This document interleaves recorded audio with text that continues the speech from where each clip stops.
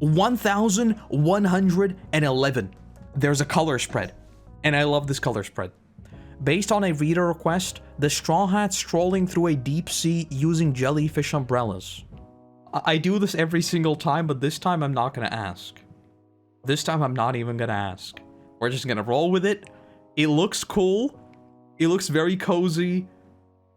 But we're just gonna roll with it. Interesting that, I mean, it could just be the fact that they're relevant for the arc. Because we have Bonnie, we have Kuma, but we also have Vegapunk. That's interesting. Sun Shield. Okay, so he's going for Jinbei. What is that thing? So it does seem like they're just literally actively giving off hockey, right? What's even this word? Are you done? Let's go. Not yet. Oh, he's still standing.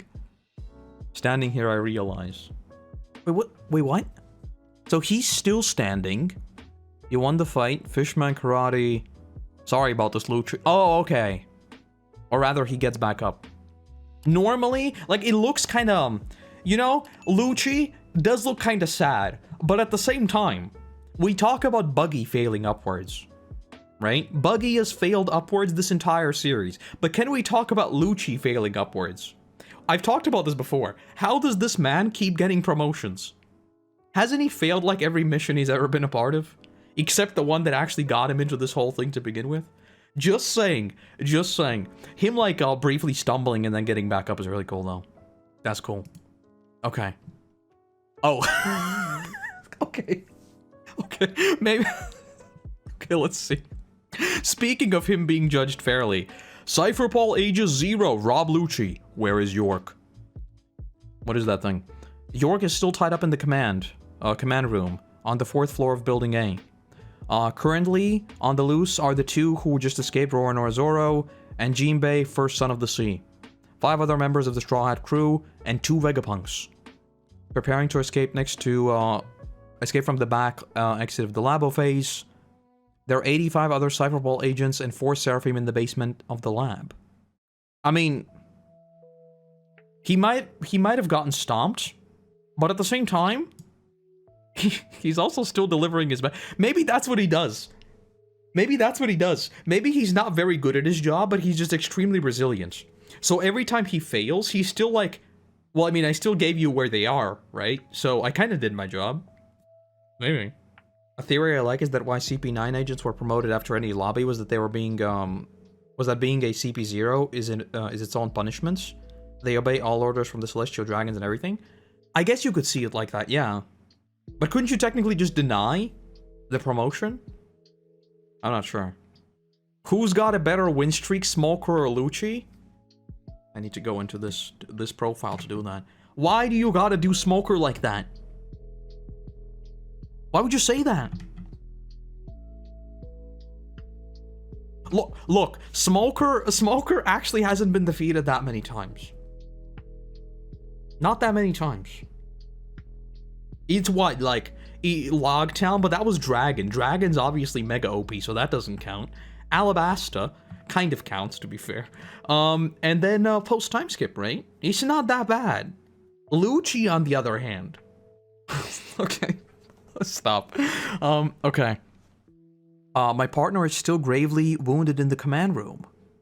Ooh, moral ambiguity? Please spare his life? Moral ambiguity from Lucci. Okay. Okay. That may not be possible. One does not attempt to step on insects. It simply happens. Okay. Yeah, I'm going to be very, very interested to see what they do with Lucci and what they do with, like, Kizaru. Because I would really, really like some moral ambiguity with them. I would. Lucci gotta protect his first mate? Yeah. He's actually caring for him. Oh, here we go. I can't believe it's been 2 years. Good to see you, Giants, again. And you, Straw Hat. I almost didn't recognize you. Gobble, bubble, bubble, bubble.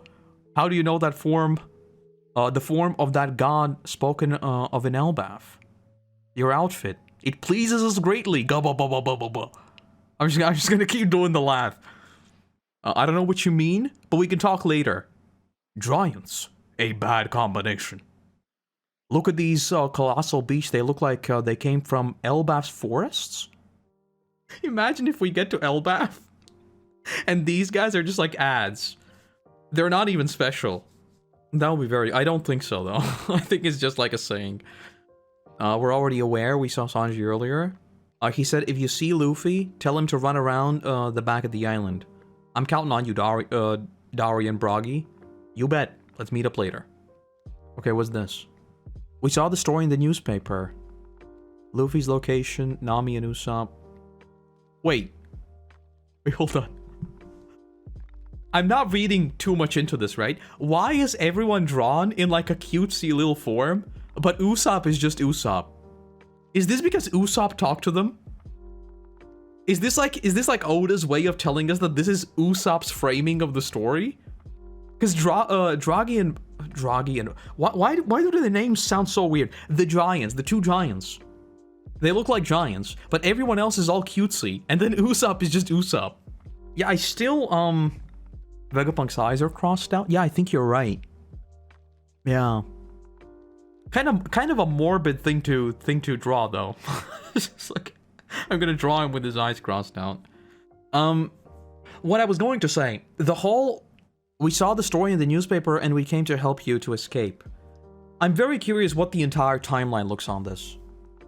Because the timeline of all of these events on Elbaf are still a bit jumbled up in my brain. To be fair, that's been the case with every arc, basically. Never forget the Dressrosa takes place in a single afternoon. They did Vegapunk dirty? Big true, big true. Okay. It said you were surrounded by the Navy. That's the captains. They found Straw Hat back to the ship prepared to withdraw. All we have to do is take them and leave. Don't bother attacking the battleships. They don't have any treasure. No doubt about that. Okay. An escape signal. We can't have that. I'll sound a warning of my own then. A warning not to escape. I'm gonna be honest. Is that supposed to be scary? Because he looks kind of goofy. He doesn't look very threatening. He looks very goofy. I think I said this before. When he was just in his spider form, well, it's not him, right? But when they were in their sort of human slash weird hybrid forms, they were a lot more threatening. And the same goes for Saturn, right? This guy, when he became big, he looks very goofy. Very goofy. They aren't smelling that nasty hog breath? True and real. Okay, yeah, okay, I actually agree with you. I'll drive home the futility of escape from the scans. Sounds way more menacing. Very true. Very true, yes. Very true. That sounds a lot more. A warning not to escape, like... That sounds like a mustache-twirling villain. Futility of escape? That sounds metal. I like that. Is this like a hockey wave, or is this just like an actual scream, though? Because it seems visual, right? But I don't know. It's probably hockey, because they're constantly giving off hockey. But I mean, everyone should be knocked out, right? What? What? What am I even looking? So those are his... What? What the hell is this? Couldn't take the pants off. I think there's a reason why that didn't get blasted up. What the hell is this? The island is pulsating again. Are you alright, Straw Hat? Got enough parts there? What a funny body you've got there. I mean... Wait, I just realized! His scar got blown off? Yeah, his scars came off. What the hell? I've got so many questions. Yeah, he's holding his eye scar. I am so eternally confused with Gear 5. I am so eternally confused with Gear 5. A color of Supreme King Roar. Okay, so it is hockey. Okay. Who is that guy? Some bossy guy in the world government? Okay, so now he's charging them, I guess. Swavelin Sunshield. We have much to settle with your kind. Do we even know who that is? Of course we do. Oh, I was like, wait, what do you mean he's a friend? But they're talking about Luffy. For a second, I was like, what? What do you mean the giants are friends with them? No, but I think they're talking about Luffy. Do you even know who that is? He's definitely talking about Luffy. That's fine. I am very, very confused about the power of them. I've said this before, right? We talked about this as soon as we learned that Saturn is gonna land here. I imagine that Saturn's power would be so incredibly overwhelming that, like, nothing here would even matter. It would literally be like wiping the slate clean, right? And that's what would set up the final war, because it's like ridiculously incomprehensibly strong. But based on everything we've seen now, and with all of them landing here, I'm starting to realize that is not the case. And the fact that 2 giants just deflected an attack of his, that's like another thing. Maybe they're not actually as strong as I ever thought they would be. And he must be crushed before you call him something else. Eradicated from the historical record. Watch out, that's gonna be poison. Okay, before I get to Luffy doing something else, let me catch up on everything. Bortus turn into blades. Yeah, I noticed that. I'm very, very interested in, like, unironically, I'm interested in the power scaling aspect of all this. Because I've been very, very wrong in terms of estimating how powerful they are. It seems like thus far, my read on them is that their biggest strength is just, like, durability. Right? Because they've, like, Saturn alone has been knocked around, like, how many times now? Dude's gotten blasted by 10 different people, and he just keeps getting back up. Which sort of takes me back to the whole potentially them being like Horcrux's weird angle. Right? Like, maybe they literally can't be defeated or something. Interesting. Alright, what the hell is Luffy doing? So he grabs a palm tree. He becomes a beaver. What is he doing?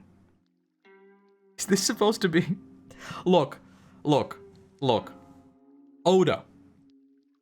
Is this commentary on Mihawk? Luffy he makes a baseball bat and he actually paints it black. I know the whole meme of Mihawk painting his sword black because he's a hawk, not a hawk, a fraud. FRAUDHawk. I know that meme very well. Is that what that is? Maybe they can't die until Emu dies? That's sort of, either that, or they're, like, all of them need to go down for Emu to ever be vulnerable. Something like that. And I'm not entirely sure, like, which way it goes. It would be very interesting, which, like, again, all of this loops back to why is Emu held up in his own little room, right? Like, why is Emu trying to cosplay me? Because I never leave my room, and I have my little plant. That's the only greenery I see in my life, right? Like, why is Emu trying to be me? Why is he doing that? If he's the king of the world, right? And a potential, like, explanation to all of that could be that, like, he is the thing that facilitates their invulnerability, and through them, he can enforce anything. Because they literally can't die, while he hides in Marie Joie. That could be an explanation I can get behind. Or the complete inverse. They are extremely durable, and all of them need to go down in order for them to hit Emu. And I'm not sure. Whatever the case, 1,000,000% I think all of them are connected. I think all of the 5 elders are the same fruit, the same power, whatever it is. I think it's the same devil fruit, is what I think it is. I think it's the same devil fruit, either held by Emu, or if they want to go super big brain with it, it could even be like Emu's sword. You know, because the aspect of feeding devil fruits to objects hasn't been relevant in a very, very long time. So, maybe. You know what would go incredibly hard? If the devil fruit of all the elders has been fed to the throne. Now that would go incredibly hard. It's not gonna happen though, because it's dumb. Emu has a whole flower room, y'all are not the same. What if I have a whole flower room? Maybe you just don't know about it. Maybe like right there in the corner where you don't see anything, I have a whole flower room. Have you thought about that? Maybe I do. Warcury versus Zoro or versus Yamato endgame, either would be a good Odin callback. I am, like, with what we saw with the skeleton horse last time, I'm not even sure what the matchups would look like now. Because, like, obviously the immediate thought was, like, it's a swordsman. He's gonna go up against Zoro, right? Even though I would love for that trope to be completely subverted. For the final arc to actually be like, we no longer have these mirror matchups. Because all of One Piece has basically been mirror matchups, right? I would love for that to change, and for us to actually, like, to show the mastery of the crew is that they can adapt to new opponents. I think that'd be really, really cool. We haven't really seen a lot of that. So, I don't know. But the freaking, the skeleton horse boy, he's basically doing Brook's thing. So, Zoro and Brook, 2 swordsmen against 1 swordsman would be pretty cool, I guess. I don't know. Luffy confirmed stronger than FRAUDHawk. 100%. Do you think Emu plays PC or console? I think he touches grass. I don't think he's a gamer. I think he touches too much grass to be a gamer. Gorosei are made from the wills of JOYBOY's companions, meaning they're pure hockey? I don't think so. I think the fact that they have the devil fruit circly thingy basically solidifies the fact that they're devil fruit users. I don't think they're pure hockey. I think they're devil fruits. Okay, let's keep going. Let's keep going. So Luffy has a baseball bat now. And of course he does the Gomu thing. And he also makes a hat for the Gomu thing. How do you like a taste of your own poison? What? They exploded?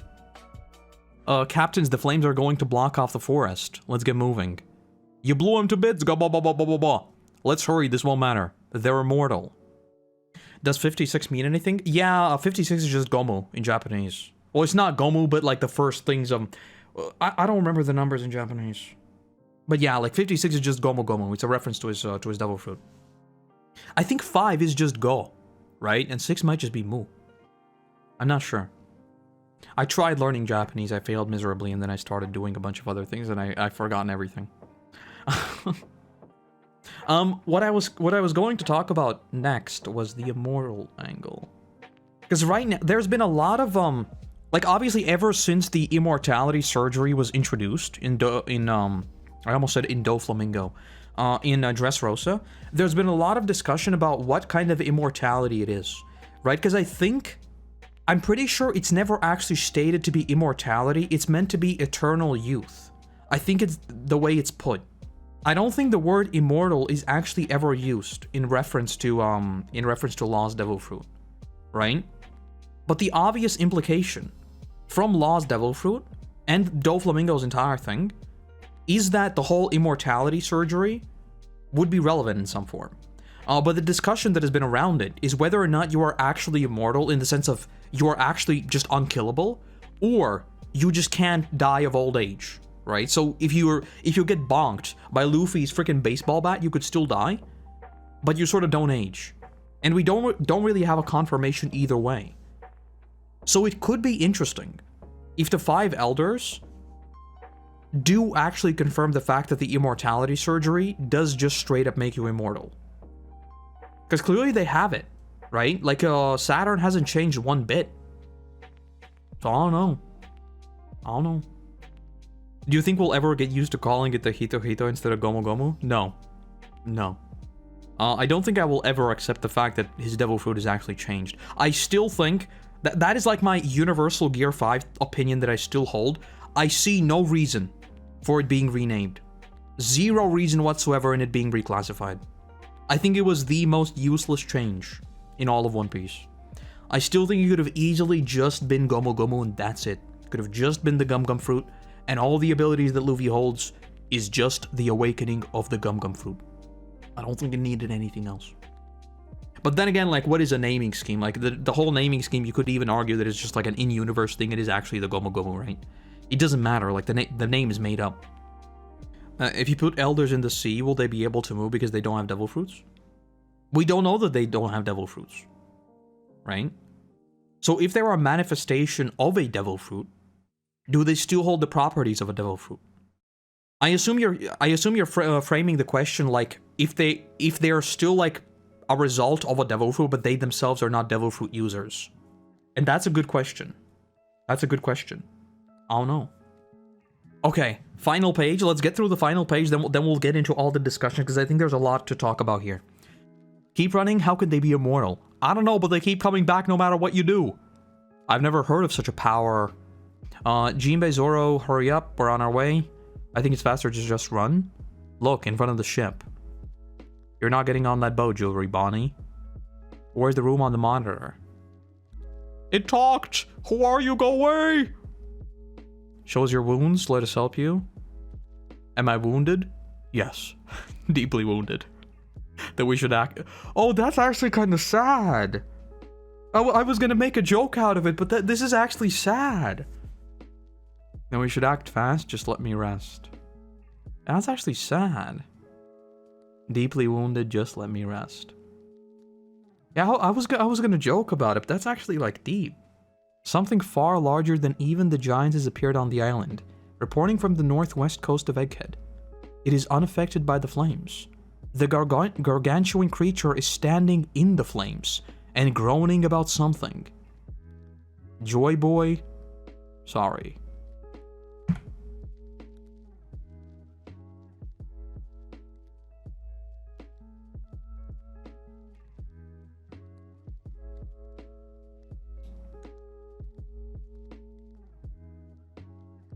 What the hell is the through line here? Because there's JOYBOY's apology, then Zunisha, and now this. Because my mind, there's a problem. There's a problem. When it comes to these long-standing mythos, my mind immediately jumps to like something like Game of Thrones, right? Where there's like a dude that stole dark powers, and that's why he has to apologize, right? Like in Game of Thrones, like one of the common theories is that the whole Azor Ahai thing is a thing that was stolen from like Dark Hearts, and there's a whole dragon mythos and everything, right? But what is the through line here? Oh no. JOYBOY apologizes to Fishman Island. Giant robot apologizes to JOYBOY. This makes me think someone betrayed someone. Yeah, exactly. And I'm not sure if this is just like a sorry JOYBOY, we couldn't save you, we couldn't protect you, we couldn't do something, or we couldn't make good on our promise. I don't know what it is. That said, though, I think I made the right call. I think the robot and the whole JOYBOY sorry, I think this is basically going to be the same thing that we saw with Zunisha coming to Wano. It's basically an indication, not an actual we're gonna destroy everything. I think this is like JOYBOY's army's awakening. Have you seen the take that Gear 5 should have been introduced in Egghead instead of Wano so that Bonnie and Kuma could have seen it? I think if it were to be introduced in Egghead, I think Egghead would have a massively different tone. Right? Because Luffy would have to die. So the tone of Egghead would be drastically different. I can't even envision Egghead where Luffy awakens Gear 5 here. Like, the whole story would be completely different, I think. JOYBOY must have been betrayed because why is everyone apologizing to him? Exactly. But why is there JOYBOY's apology in Fishman Island? And if we want to get like super into all the big brain future seeing prophecy things, what's the deal? Okay, to be fair, I think I know what the deal is, and I think it's gonna be Devon. Fishman Island being destroyed. Right? I think the whole Fishman Island prophecy thing, and it being destroyed by JOYBOY, who is now Luffy. That is a whole nother thing in all of this. And can we talk about like every single JOYBOY ally thus far is a giant. The giants worship the sun god, this robot is bigger than the giants, and Zunisha is Zunisha. So can we please go back to Thriller Bark and talk about those shadow creatures that Oda was just like casually, in the end, Thriller Bark was not the horrors of the Florian Triangle. What was that? Why do I have a feeling that like the end game of One Piece is literally going to be like some sort of eldritch creatures awakening from the oceans? I don't even know. Because I mean, Emu, Umi in Japanese is like sea backwards. A lot of these things are beginning to add up, and I don't know how I feel about them. Is there going to be some sort of sea devil? Davy Jones? Maybe. Robot is going to go boom. Honestly, the thing that I am most interested in is not even the robot. I'm interested in what happens to the elders following this. Because that is going to shape the rest of the story. This is it. This is the rest of the story. What happens here establishes everything to do with the final saga. If they let Luffy go and that's it, there has to be something more to it. And I don't know what it is. Maybe the giant does blow up, and the 5 elders are sort of like their forms, which could be an interesting way to reveal who we're actually fighting, right? If their forms, like, disintegrate, and that's it, but they don't die. We never see a body, we don't see anything. They just disintegrate, and that's it. That could be cool, but that's the thing that I'm most curious about. How does this actually end? Do you think JOYBOY had a crew just like Luffy and Zunisha and the Iron Giants were one of his members, like the Straw Hats in the Dark Timeline where everything went bad? Currently, my 300 IQ big brain, not really theory, is still that the Devil Fruits are sort of like a weird clash with technology, right? I think at some point in the way past, there were people who wanted to fulfill their dreams, basically, right? That's why there was the super advanced tech and everything, right? And I think there was something akin to the world government wanting to take all that control for themselves. This is a very undeveloped idea, so it's going to be very chaotic, probably not going to make any sense. And I think the Devil Fruits were sort of a stolen form of that technology that, like, I don't know, maybe JOYBOY, maybe someone else wanted to give to everyone, and something went wrong, and that's where the war happened, and they created the Void Century to hide the origin of the Devil Fruits. The thing that could, like, facilitate everyone's wishes. And I think that's what maybe it is. Maybe him apologizing is just that they could never reveal JOYBOY's secret, which was the origin of the Devil Fruits. Or something like that, right? And so they've gone through this whole thing of, it could be the whole thing of, like, Luffy is the sun god, but he is also the devil, right? Because he is the origin, he is basically the origin of the Devil Fruits themselves, in a weird way. Which, you know, could play on the whole perspectives things as well. But I don't know. It's a very, very undeveloped idea. I definitely think the fact that there was advanced technology, and this whole apology thing, and the fact that we still don't know where Devil Fruits come from, even though they're supposed to come from people's desires, all of these things are in some way connected. And we have Luffy, the ultimate liberator, you know? All of those things connect. I just don't know how. I'm still on the fence about the apologies. It could be that he was actually betrayed, or it could be that just like, Luffy leaves things up to others because he trusts them, so did JOYBOY, but they failed to deliver. That is what I think it is, yes. I think the apology is a promise they couldn't make good of. Grammar? So like, if I were to connect these things, so JOYBOY's apology to Fishman Island, right? Let's say the goal was to bring up all fishmen to the top and have everyone live equally. They failed, right? So the apology from Zunisha and the apology from... Did Zunisha apologize, or am I making this up now? Or did Zunisha just say JOYBOY? Because Zunisha is punished, right? That's why he's walking all over the place. He's never apologized to JOYBOY or anything, right? I'm making that up. There's just the crime angle. Whatever the case, I think all of these things are like that they couldn't fulfill JOYBOY's promise. Yes. You know what I'm also thinking about now? What if this robot is kind of what if Oda is going for a Full Metal Alchemist vibe? And this robot is actually a person. Or was once a person. That could be interesting. Probably not, though, because that would be kind of messed up. Straw Hat's in a good and bad future, and Frankie in the bad future turned into a full-on robot instead of just a cyborg, like the Iron Giant. Let me look at that. Oda, bad futures, Straw Hats. Let's see. I mean, yeah, kind of. But I don't know how much of this is just Oda messing around, right? I'm not sure how much you should read into this. It does have an alarming number of similarities, and the whole ship thing as well. The Thriller Bark Giants is one of those things I feel like Oda will leave unexplained. True. I kind of feel like you might be right about that. But the thing with, like, the Thriller Bark Giants... Well, they're not the Thriller Bark Giants, they're like the Florian Triangle Giants, right? There are definitely things in the One Piece mythos that I think shouldn't be explained. But at the same time... Like, they are literally emu. Like, the Florian Triangle Giants, they straight up just look like emu. You know? I mean, let's look at this. Right? Let's look at this. Image in new tab. Look at this. Okay? And now let's look at this. Not that. Image in new tab. And let's look at this. And back to this. And back to this. And back to this. Back to this. You know? So I don't know. I don't know if we want to leave this completely unexplained. I will never forget, because I was watching the anime, right? So I had the actual narrator, and the way it's revealed. Like, the arc ends, and we're just sailing away, and the narrator is like, it turns out the thriller bark was not the origin of the horrors of the Florian Triangle, and they just show up. And I was like, hey, yo, what? And we just leave. And it's never mentioned again. It's still the greatest anime betrayal.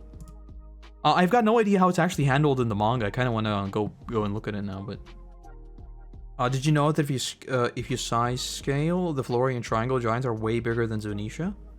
I don't know how reliable that is, you know? Maybe. But size is like the thing with sizes, and this is a thing with like Attack on Titan as well. Without getting into spoilers, size in Attack on Titan is not consistent. It's not consistent at all. And all of it is just a direction thing, right?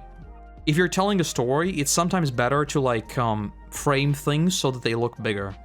So the actual size of them might not actually be correct. Because like Zunisha is walking on the bottom of the ocean, right? So Zunisha has ridiculously long legs. He's a very, very long boy. Well, I don't know. I don't know about the sizes. If the Gorosei lose here, then Blackbeard is the final villain. If they don't, then it's Emu. I have always thought that there is no way in hell that Emu is the final villain for Luffy. I don't. I think Emu was introduced, like, quite literally, 800 chapters too late to be the main villain. I don't think so. I think Blackbeard has, and always will be, the main bad guy. I think Emu might be a personal villain either for the world government or Blackbeard with what's recently happened. I can see a world where the entire Marie Joie thing is actually a story for Blackbeard. Because they can now become Saturn, basically. Which also feeds into the whole, we talked about this a couple of weeks ago, the whole chasing Blackbeard around the world angle. And that's why Fishman Island is destroyed. So that could be interesting. But I have never thought that Emu is going to, well, I probably have, but I've never been convinced that Emu is going to be the final antagonist for Luffy. For Luffy, I don't think so. I don't think it makes sense. What is the robot anyway? Is it AI? How is it moving? And how does Luffy's Gear 5 move the robot? And how does it energize the power source of the robot? All of these are very, very good questions. None of which we have the answers to. That said, I think it was at the start of this arc. Vegapunk was talking about the energy source of like containing fire, right? He basically described a fusion reactor, by the way. So if Luffy is the sun god, and we have if we have the old kingdom with incredibly advanced technology, what if it's literally a case of this freaking robot has like a fusion reactor inside of it, and Luffy going into Gear 5 basically activates the fusion reactors because he's the sun god, so he activates the sun. Could be as simple as that. Have you ever seen the anatomical drawing of Zunisha? I have, yes. I have. And that's what I mean, he's a very, very long boy. Very, very long boy. If the size... Actually, yes. If the size... This is the best thing to visualize what I'm talking about. If the sizes were consistent, Enma would be bigger than Zoro. Once you like remember that, you'll remember that you should never pay attention to these things. There are things in the story you just must take for granted, otherwise it's gonna make no sense. Especially in a story like One Piece where we have people who are 20 feet tall. 20 feet, that's only 6 meters. We have people who are a lot taller than 6 meters. So just remember that Enma in universe is bigger than Zoro. So if you remember that, don't think about Emu. Don't. Alright. Let's go back. There are a few things I want to talk about before I leave it off. Number one, I'm going to be very interested to see what happens with Lucci. They're sowing like a few seeds of him being kind of morally gray. Well, not really. He just cares for his allies, which is interesting. There might be more to it. I don't think so, but it's interesting that he is actually just talking about Kaku and just begging for them to spare his life. That is very interesting. That is very interesting. Number two, I am very interested in the power balance between the elders and the giants. Because the fact that the two of them just block one of his strikes and just knock him back, That is not something I would normally expect, even if Saturn just gets back up, right? So I'm interested if there is a power imbalance, or Saturn's whole shtick is that he's gonna take an L, take an L, take an L, take an L, take an L, and then the other dude is just gonna get tired, but Saturn just keeps getting back up. So dude is unironically farming Ls, and then just takes a W by default. So I'm very interested in that. Once again, if they are in some form, like, projections of Emu, that would be perfect. That would be the best explanation in my mind. Which I think they are. Very interesting. Very interesting. And the last thing, the thing that has me very, very intrigued, is them saying that he is just straight up immortal. Not that he's very durable, not that he's very strong, nothing like that. He is straight up immortal. And we know that they are, like, they don't age. The 5 Elders don't age. Well, at least Saturn doesn't. Probably none of them do, but Saturn we've definitely seen throughout the years, and he looks literally the same exact dude, right? So he is immortal. But immortal to what degree?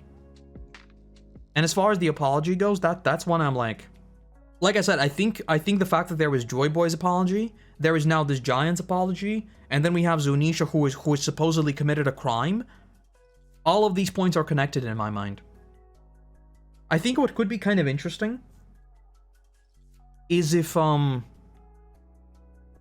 I'm thinking about the fusion reactor again. And what if the entire Ancient Kingdom versus whatever it was conflict was about the control of energy? Because in our own world, there are a lot of people now who think that, like, the thing moving forward will not be like food, fresh water, yada yada. It's just going to be straight up energy. There's been a lot of papers written about this, about how basically very soon the ultimate, like, commodity will be just energy generation, right? That's why we want to crack fusion reactors. So if we go back to that, so Zunisha, they couldn't kill Zunisha, so without JOYBOY, they just said, go and walk. But this robot couldn't be awakened by anything else except JOYBOY. I think it could be an interesting angle that this was all about controlling energy. And that's it. Like, there was no grand design behind it. Getting rid of JOYBOY and the Sun God Fruit was just like it was the ultimate power move, because controlling energy, you control everything else. And the ancient armies would obviously be powered by some sort of power source, right? In this case, a fusion reactor. I don't know. I think this is tinfoil time. I still haven't read the full cover story of Lucci. I know he took an L though. Even Sanji blocked an attack from Saturn. Very true. Very true, yes. Also that. And that's what I mean. Because, like, it's sort of, I think it would be, if we think about, like, addressing new concepts in One Piece, I think having a foe that is quite literally undefeatable would be interesting. Like, this is not Kaido who just literally kills Luffy. It's not. This is someone who keeps farming Ls. Like, he just keeps farming Ls. But you still can't beat him. You knock him down however many times you want, and it doesn't matter. I think that would be, like, a very interesting way to, like, fundamentally mess with our expectations. Because the fight can keep going on and on and on and on, but nothing changes. They just keep getting back up. And in a way, I think that would be even scarier than just, like, a very, very powerful dude. I still think they are projections. In some weird way. I think the parallel is Lucci or Lucy. Lucci refusing to fall while asking for Kaku to be spared while Kizaru collapsed, unable to protect Vegapunk for following orders. That is a very interesting line, yeah. It could be that. Yeah, because, like, both of them remain loyal up until the very, very end, right? But Kizaru is hurting because of that. Whereas with Lucci is the direct opposite. With Lucci, it's like actually begging for him to be saved, whereas Kizaru is powerless. Like he said, he's just a gear in the system, you know? Yeah, that's interesting. I didn't think about it like that. I think that if the message goes through, Emo will start an army and turn up the Mother Flame to cleanse the world. I hope that happens so that we get a ton of videos of X against cleansing who would win. I'm basically thinking something like that as well. I think this is... I've said this a million times. I think Egghead is what sparks the war. Yes. I think the war starts right here. I think the message goes through. Like I said, I sort of kind of not really got this right with my prediction about Vegapunk broadcasting, not Saturn's, Kuma's memories. That was what I first thought. The bubble was being held around so that they could just broadcast all of Kuma's memories to the world. I got that one wrong. Instead, Vegapunk himself apparently has a dead man switch. Close enough. I count that as a 0.5 W. But I think yes. I think the world is gonna hear about it. Then Dragon's gonna be like, this is our time. Sort of like he's already been doing. And that's when everything just goes haywire. Just like how creatures and nightmares keep coming back and you can't outrun them, hence my earlier nightmare fruit theory. Yes, I would like that. I would like that. I don't think it even necessarily needs to be like a nightmare fruit. It could just be like the devil of devils, right? The devil of nightmares. Your nightmare devil. Something like that. Like a combination of all those concepts, and it could work perfectly. I think the way you put it is very, very like concise and a good way of illustrating what it could be. It's just like a power you can never outrun, you could never beat. And that's why it's strong. It's not actually strong. It's just something you could never escape. And that's what makes it horrifying. He's like the pursuer. Anyway, I think I'll leave it there for today. This has been, an interesting chapter. The sorry JOYBOY thing, this is when I kind of want to just go back to like Fishman Island and carefully listen and read through all of those things. And I want to definitely go back and read all the Zunisha stuff as well. JOYBOY's promise. What I'm most surprised by is the fact that we are still not addressing the devil fruits. I mean, we kind of did, but not really. We haven't really addressed the final poneglyphs. We haven't addressed a lot of things. We're like, this is kind of a everything blows up arc, you know. I thought we would have a much clearer way ahead, but I guess not. We'll see what happens on Egghead. Oh, not on Egghead, on Elbaf. But anyway, I hope to be back actually this week with a bunch of different stuff. Hopefully, there's a video coming out tomorrow on the main channel. And after that, we'll see what happens. I definitely want to get back to streaming a bit more regularly. Alright, thank you for joining me, and then I'll see you back. If I don't see you back for any of the main channel stuff and yada yada, then I'll see you back in 3 weeks for the next chapter. Have a good one. Bye-bye.